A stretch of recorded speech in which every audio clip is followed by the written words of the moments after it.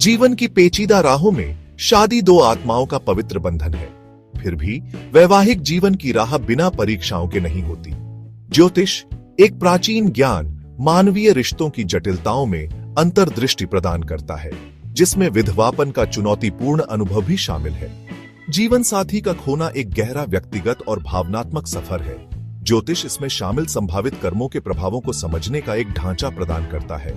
ज्योतिष वैदिक ज्योतिष बताता है कि जन्म कुंडली में कुछ ग्रहों की स्थिति और संयोजन विधवापन की संभावना का संकेत दे सकते हैं। इन ज्योतिषीय कारकों को अरिष्ट योग के रूप में जाना जाता है, जिनके बारे में माना जाता है कि ये वैवाहिक जीवन में चुनौतियां और बाधाएं पैदा करते हैं। यह ध्यान रखना महत्वपूर्ण है कि ये निश्चित भविष्यवाणियां नहीं हैं, बल्कि संभावित कठिनाइयों के संकेतक हैं, जिन्हें सचेत प्रयास और ज्योतिषीय उपायों से कम किया जा सकता है। यह अन्वेषण विधवापन से जुड़े ज्योतिषीय कारकों में गहराई से जाता है। मंगल, शनि, राहु और केतु जैसे ग्रहों के संभावित प्रभावों पर प्रकाश डालता है। हम सप्तम भाव, विवाह के भाव और इसके स्वामी पर पड़ने वाले प्रभावों के महत्व की भी जांच करेंगे। इसके अलावा हम विशिष्ट योगों पर चर्चा करेंगे, जैसे कि काल सर्प योग और वैदेही योग, जो पारंपरिक रूप से वैवाहिक जीवन में चुनौतियों से जुड़े हैं। इन ज्योतिषीय सिद्धांतों को समझकर व्यक्ति अपनी जन्म कुंडलियों में बहुमूल्य अंतर्दृष्टि प्राप्त कर सकते हैं और रिश्तों की जटिलताओं को समझने के लिए मार्गदर्शन प्राप्त कर सकते हैं। याद रखें, ज्योतिष आत्म जागरूकता और सशक्तिकरण का एक उपकरण है, जो सूचित निर्णय लेने और एक पूर्ण जीवन जीने के लिए एक रोड मैप प्रदान करता है। मंगल ऊर्जा, क्रिया और इच्छा का ग्रह ज्योतिष में महत्वपूर्ण भूमिका निभाता है। जब मंगल जन्म कुंडली में पीड़ित या कमजोर स्थिति में होता है, तो यह मंगल दोष, जिसे कुछ दोष भी कहा जाता है, को जन्म दे सकता है।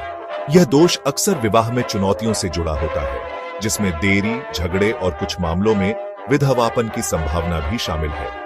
माना जाता है कि मंगल दोष तब उत्पन्न होता है जब मंगल जन्म कुंडली के पहले, दूसरे, चौथे, 7वें, 8वें या 12वें भाव में स्थित होता है। दोष की शक्ति और प्रभाव भाव स्थिति अन्य ग्रहों के पहलुओं और समग्र चार्ट विन्यास के आधार पर भिन्न हो सकते हैं। विवाह के संदर्भ में मंगल की उग्र ऊर्जा आक्रामकता, प्रभुत्व और आवेग के रूप में प्रकट हो सकती है। ये गुण यदि संतुलित नहीं है, तो रिश्ते में तनाव और कलह पैदा कर सकते हैं। महिलाओं के लिए मंगल दोष को पारंपरिक रूप से अधिक महत्वपूर्ण माना जाता है, क्योंकि माना जाता है कि मंगल पति की लंबी उम्र को प्रभावित करता है।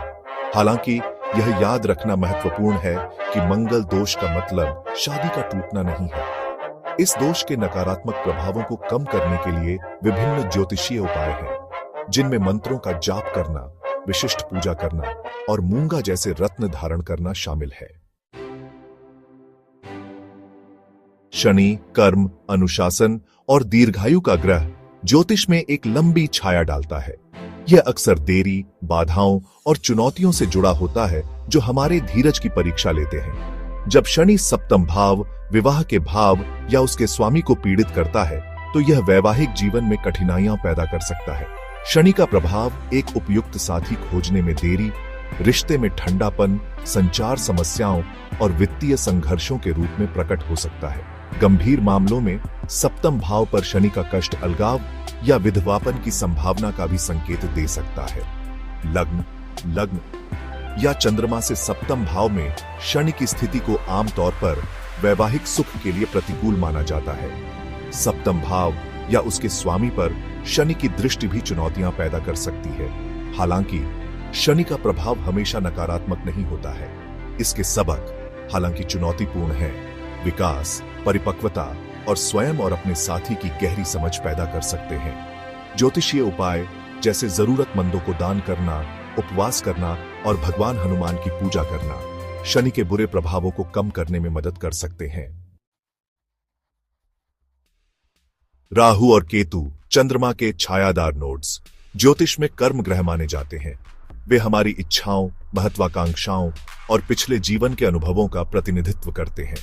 जब राहु या केतु सप्तम भाव या उसके स्वामी को पीड़ित करते हैं, तो यह वैवाहिक जीवन में व्यवधान और अस्थिरता पैदा कर सकते हैं। राहु अजगर का सिर, इच्छा, महत्वाकांक्षा और भ्रम से जुड़ा है। जब राहु सप्तम भाव को प्रभावित करता है तो यह साथी से अवास्तविक अपेक्षाओं, कई रिश्तों की इच्छा या भौतिक संपत्ति के प्रति जुनून पैदा कर सकता है। केतु अजगर की पूंछ, वैराग्य, आध्यात्मिकता और पिछले जीवन के प्रभावों का प्रतिनिधित्व करता है। जब केतु सप्तम भाव को पीड़ित करता है तो यह साथी से अलगाव, विवाह में रुचि की कमी या रिश्ते के भीतर अलगाव की भावना ला सकता है। राहु और केतु के कष्टों के उपायों में मंत्रों का जाप करना, पूजा करना और गोमेद और लहसुनिया जैसे रत्न धारण करना शामिल है। भाग 5, सप्तम भाव और उसके स्वामी, महत्व और निहितार्थ। जन्म कुंडली में सप्तम भाव को कलत्र भाव के रूप में जाना जाता है और यह विवाह, साझेदारी और रिश्तों को नियंत्रित करता है। सप्तम भाव का स्वामी ग्रह, जिसे सप्तमेश कहा जाता है, वैवाहिक जीवन की प्रकृति और दीर्घायु को निर्धारित करने में महत्वपूर्ण भूमिका निभाता है। एक मजबूत और अच्छी तरह से स्थित सप्तमेश आमतौर पर एक सामंजस्यपूर्ण और पूर्ण विवाह का संकेत देता है। हालांकि जब सप्तमेश कमजोर, पीड़ित या छठे, 8वें या 12वें जैसे प्रतिकूल भावों में स्थित होता है तो यह एक उपयुक्त साथी खोजने या एक स्थिर रिश्ता बनाए रखने में चुनौतियां पैदा कर सकता है। सप्तमेश के कष्ट विवाह में देरी, साथी के साथ असंगति, विवाहेतर संबंध, अलगाव या कुछ मामलों में विधवापन की संभावना के रूप में प्रकट हो सकते हैं। सप्तम भाव और उसके स्वामी को मजबूत करने के उपायों में मंत्रों का जाप करना, पूजा करना और सप्तमेश के ग्रह स्वामी से जुड़े रत्न धारण करना शामिल है। भाग 6, प्रतिकूल योग, काल सर्प योग और वैदेही योग की खोज। ज्योतिष में कुछ ग्रहों के संयोजन को विशिष्ट योग बनाने वाला माना जाता है, जिसका व्यक्ति के जीवन पर महत्वपूर्ण प्रभाव पड़ सकता है। ऐसे 2 योग जो अक्सर विवाह में चुनौतियों से जुड़े होते हैं, वे हैं काल सर्प योग और वैदेही योग। काल सर्प योग तब बनता है जब सभी 7 ग्रह जन्म कुंडली में राहु और केतु के बीच होते हैं। माना जाता है कि यह योग जीवन के विभिन्न पहलुओं, जिसमें विवाह भी शामिल है, में बाधाएं, देरी और संघर्ष पैदा करता है। काल सर्प योग वाले व्यक्तियों को जीवन साथी खोजने में देरी का सामना करना पड़ सकता है, अपने रिश्तों में संघर्ष का अनुभव करना पड़ सकता है या अलगाव या हानि का सामना करना पड़ सकता है। वैदेही योग एक और प्रतिकूल योग है जो वैवाहिक जीवन को प्रभावित कर सकता है। यह तब बनता है जब सप्तमेश लग्न या चंद्रमा से छठे, 8वें या 12वें भाव में स्थित होता है। माना जाता है कि यह योग कलह, अलगाव और कुछ मामलों में विधवापन की संभावना लाता है। काल सर्प योग और वैदेही योग के नकारात्मक प्रभावों को कम करने के उपायों में विशिष्ट पूजा करना, मंत्रों का जाप करना और किसी अनुभवी ज्योतिषी से मार्गदर्शन लेना शामिल है। भाग 7, परिवर्तन का 8वां भाव, हानिकारक प्रभाव और उनके परिणाम। जन्म कुंडली में 8वें भाव को आयु भाव के रूप में जाना जाता है और यह दीर्घायु, विरासत और परिवर्तन को नियंत्रित करता है। यह अचानक होने वाली घटनाओं, दुर्घटनाओं और मृत्यु से भी जुड़ा है। 8वें भाव को प्रभावित करने वाले हानिकारक ग्रह जीवन के इन क्षेत्रों से संबंधित चुनौतियां पैदा कर सकते हैं। जब मंगल, शनि, राहु या केतु जैसे हानिकारक ग्रह 8वें भाव में स्थित होते हैं या इसकी दृष्टि डालते हैं तो वे जीवन साथी के लिए कम जीवन काल का संकेत दे सकते हैं। कष्ट की प्रकृति और तीव्रता इसमें शामिल विशिष्ट ग्रहों, उनकी डिग्री और समग्र चार्ट विन्यास पर निर्भर करेगी।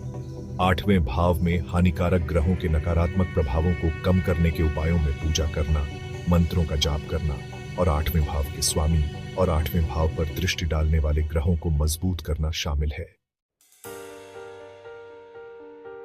भाग 8, पितृदोष, पैतृक कष्ट और उपचारात्मक उपाय। पितृदोष एक ऐसा कष्ट है जो मृत पूर्वजों की आत्माओं से उत्पन्न होता है जिन्हें शांति नहीं मिली है। माना जाता है कि यह दोष जीवन के विभिन्न पहलुओं, जिसमें विवाह, संतान और समग्र कल्याण शामिल है, में बाधाएं पैदा करता है। ज्योतिष में सूर्य और चंद्रमा क्रमशः पिता और माता का प्रतिनिधित्व करते हैं। जन्म कुंडली में सूर्य या चंद्रमा के कष्ट, विशेष रूप से 5वें या 9वें भाव में उनकी स्थिति, पितृदोष का संकेत दे सकते हैं।